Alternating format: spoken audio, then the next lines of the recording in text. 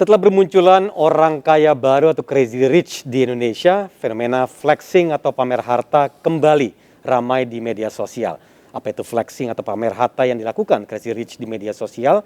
Kita langsung membahas dengan Profesor Renald Kasali, praktisi bisnis sekaligus pendiri Rumah Perubahan. Selamat siang Prof. Renald, salam sehat selalu.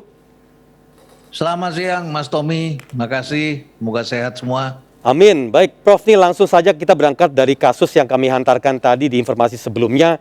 Dan memang flexing ini kembali naik topiknya di media massa saat ini. Tapi kalau melihat perilaku seperti ini tampaknya sudah memakan korban sangat banyak di Indonesia. Bagaimana Prof melihat hal ini?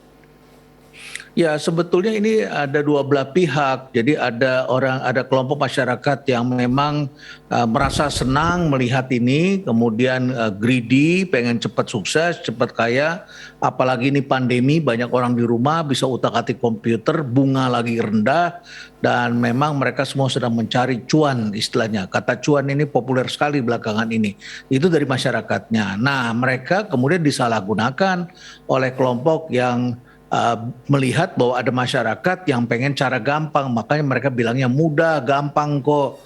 Nanti saya latih, saya didik jadi murid saya dan sebagainya, tapi harus bayar dan mereka sudah mengincar uangnya. Jadi begitulah, akhirnya ketemu antara yang satu yang ingin memanfaatkan, yang sudah lebih dahulu menguasai informasi, cara, dan mereka yang tentu saja punya keinginan juga untuk cepat kaya, padahal tidak ada jalan pintas. Gitu. Nah, Profesor, kalau melihat dari jangka waktu selama 2 tahun terakhir ini, apakah melihat memang bertumbuh sangat cepat ya orang-orang atau oknum yang memanfaatkan pendekatan seperti ini? Ya, dulu kan namanya artis. Artis ini kan selama pandemi tidak punya job. Kemudian artis menjadi influencer. Nah, influencer juga bermunculan. Semua orang bisa bikin panggung. Mula-mulanya adalah prank. Pranknya juga banyak menipu. Supaya buat lucu-lucu, orang dikasih hadiah, nggak taunya isinya sampah. Itu kan sudah terjadi. Nah, mereka semua bikin konten. Nah, akhirnya mereka ketemu algoritmanya. Saya mendengar dalam salah satu wawancara, Crazy Rich yang Medan ini mengatakan bahwa ketika dia bikin konten serius, tidak ada yang nonton, tidak banyak. Tapi begitu dia bilang, mudah nih, gampang, punya Tesla, punya mobil segala macam, dia pamerin, langsung akun TikToknya yang nonton 600.000, subscribernya itu bisa dapat 600.000, kan itu mendorong mereka. Nah, akhirnya mereka menemukan algoritmanya, kata kuncinya itu kaya, cara cepat kaya, dan rupanya banyak orang yang ingin seperti mereka. Jadi ketemulah di situ. Dan ini 2 tahun terakhir ini memang banyak sekali orang yang bisa di rumah. Jumlah orang yang bermain saham meningkat dari 2 juta menjadi 6 juta. Kemudian jumlah orang yang main kripto saat ini bulan Oktober yang lalu main kripto ya. Tahun lalu itu masih 9 juta. Sekarang sudah 11,5 juta yang main kripto di Indonesia. Dan siap-siap kripto ini akan menjadi persoalan baru lagi. Oke, persoalan baru. Nah, tampaknya ini sebelum kita bicara soal apa yang harus diantisipasi, kita melihat dari publik sendiri.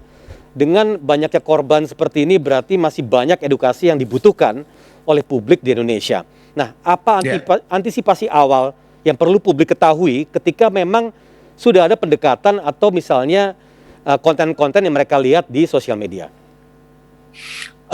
Tentu edukasi harus diberikan. Ini harus dengan bahasa yang sangat mudah. Gampangnya begini loh.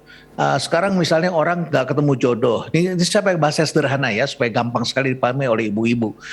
Orang banyak anak-anak kita tidak ketemu jodoh karena tidak ke kampus, tidak bekerja. Jadi mereka mencari akhirnya di komunitas yang namanya Tinder.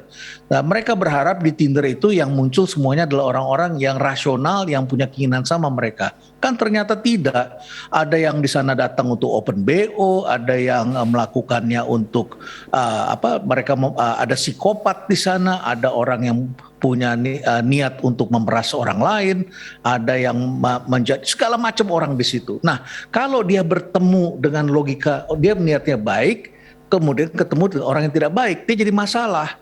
Nah, sekarang orang yang bermain kripto itu berpikir kita bisa nebak nih sekarang perang Ukraina dengan Rusia. Orang di sana sekarang nggak bisa pakai SWIFT, maunya pakainya kripto. Maka kita pikir kripto akan naik. Ya kalau kita ketemu dengan orang yang menjual kripto rasional semua. Ternyata di dalamnya ada orang yang jual kripto itu punya grup sendiri di Telegram. Mereka kemudian sepakat ada 15.000 orang membernya di sana untuk membuat kripto yang nggak laku, koin yang nggak laku menjadi laku. Ya. Begitu sudah naik harganya, mereka banting harganya. Yang rugi siapa? Kita awam. Begitu. Nah sama dengan kaum perempuan atau laki-laki yang mencari jodoh di Tinder berpikir orangnya semua baik seperti dia, tapi ada orang yang bersekongkol dan punya niat jahat. Jadi akhirnya jadi korban. So di alam semesta ini tidak semua ada orang baik. Jadi penting sekali untuk membaca alam ini. Betul, dan apalagi tadi Prof menyebutkan salah satunya melewati Telegram. Kalau saya lihat di Telegram ini banyak sekali yang menjual dengan cara foto-foto capturean dari bukti ATM atau jumlah saldo yang ada. Dan itu akhirnya mengiming-imingi dan banyak sekali orang tertarik. Nah, bagaimana orang ini lebih bijak dalam melihat komunitas ataupun grup-grup chat seperti ini agar tidak tertipu lagi? Ya, jadi pertama kalau itu terlalu menarik jangan percaya karena yang dibuat terlalu menarik itu adalah buatan semuanya. Sama seperti saudara lihat ini ya, Crazy Rich ini memamerkan ini. Ini semua tipu daya sebetulnya. Jadi kalau sudah terlalu berkilauan itu bukan emas yang asli. Emas yang asli itu tidak terlalu berkilauan. Itu pertama. Yang kedua, kalau ada sesuatu yang kemudian mereka menyebutkan dengan kata-kata yang fantastis. Misalnya saja mereka sebutnya Bitcoin killer, ini akan dengan cara mudah membuat Anda kaya dalam sekejap, tidak perlu bekerja keras, cukup dengan kerja cerdas begitu. Don't believe on it. Ya. Ini harus ditanggapi dengan kehati-hatian. Yang kedua, kalaupun Anda tergoda juga untuk coba-coba, iseng-iseng jangan memberikan lebih dari 5% portfolio yang ada. Jadi kalau punya uang 100 juta, jangan taruh 100 juta atau 50 juta. 5 juta saja 5%. Jadi kalau hilang Anda tidak sakit. Begitu. Tapi kalau sudah taruh 100 juta dikasih untung. Untung kok saya dapat nih 120 juta atau 200 juta dari 100 juta. Setelah itu Anda tertarik lagi, Anda jual rumah dan kemudian taruh lebih jauh. Nah inilah yang tidak baik karena pada saat kita jual rumah itulah kita kemudian akan buntung. Jadi permainan ini disebut pump and dump, pompa dan banting. Jadi dipompa naik ke atas, setelah itu dibanting ke bawah. Pump and dump.